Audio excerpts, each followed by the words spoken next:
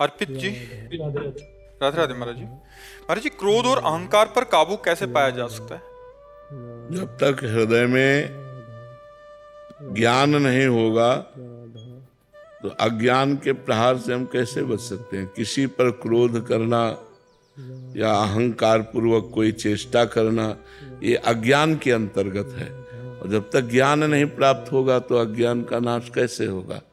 तो ज्ञान प्राप्त करने के लिए हमें साधना चाहिए। साधना के लिए हमें गुरु चाहिए। जब सद्गुरु की प्राप्ति हो जाए और उसके अनुसार हम साधना करें तो श्रद्धावान लभते ज्ञानम तत्परा संयतेन्द्रिया ज्ञानम लब्ध्वा परम शांति मचिरेणादि गच्छति। जो शांति को प्राप्त हो गया है उसको क्रोध कैसे आएगा, अहंकार कैसे आएगा।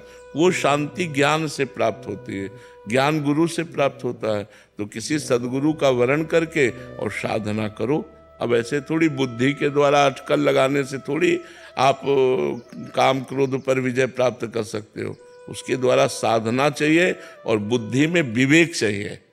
बुद्धि तो सबके पास है, विवेक नहीं है। बिन सत्संग विवेक न होई और राम कृपा बिन सुलभ न सोई। भगवान की कृपा से यदि साधु समागम प्राप्त हो और संत वचनों से हम साधना करें तो हमारे अंदर ज्ञान प्रकट हो जाए। ज्ञान प्रकट हो जाए तो सारे अज्ञान का नाश हो जाए, या प्रेम प्रकट हो जाए तो हमारे अज्ञान का नाश हो जाए। इसलिए साधना करो, किसी संत महापुरुष का आश्रय लेकर नाम जप करो, भगवत शास्त्रों का स्वाध्याय करो, संत समागम करो, जिससे बुद्धि में विवेक जागृत हो जाए तो हम काम क्रोध लोभ आदि से बच सकते हैं। नहीं, ये पूरे जगत में छाए हुए हैं, आप में ही थोड़ी हैं, सब में काम क्रोध लोभ छाया हुआ है, इसी में सब भटक रहे हैं जी। हेमलता जी, राधे राधे महाराज जी। महाराज जी, जब एक व्यक्ति दूसरे व्यक्ति को दुख देता है तो वो उसके पूर्व जन्म के प्रारब्ध को काट रहा होता है, जिससे दूसरे व्यक्ति, लेकिन उसका तो नया कर्म बन रहा होता है, उसका तो नया कर्म बन रहा होता है, उसको फिर अगले समय में भोगना पड़ेगा। उसका नया कर्म बन रहा होता है, वो प्रारब्ध से प्रेरित है तो बुद्धि के द्वारा बचा भी तो जा सकता है। हमारे ऊपर कोई ईंटा फेंक रहा है तो हम बच भी तो सकते हैं ना। और अगर सीधे लगोगे तो चोट तुम्हें भी लगेगी। तो वो प्रारब्ध प्रेरित है। अब वो वहाँ गाली देने की बात है तो हमें मौन के द्वारा बचा लेना चाहिए। उसे मारने की बात, पीटने की बात है तो हमें विवेक के द्वारा बचा लेना चाहिए। तो उसका प्रारब्ध आकर भस्म हो गया, आपका नया कर्म नहीं बना, दोनों बच गए। तो अज्ञान के कारण, अविद्या के कारण दोनों फंस जाते हैं। उसका प्रारब्ध भोग हुआ, आपका नया कर्म बना, चले गए।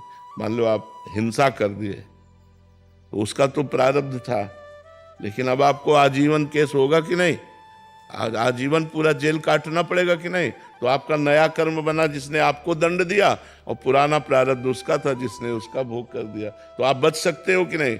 आप अपने क्रोध का समन कर सकते हो, आप हिंसा ना करो तो उसका प्रारब्ध भी क्षय हो गया और आपका नया कर्म बच गया।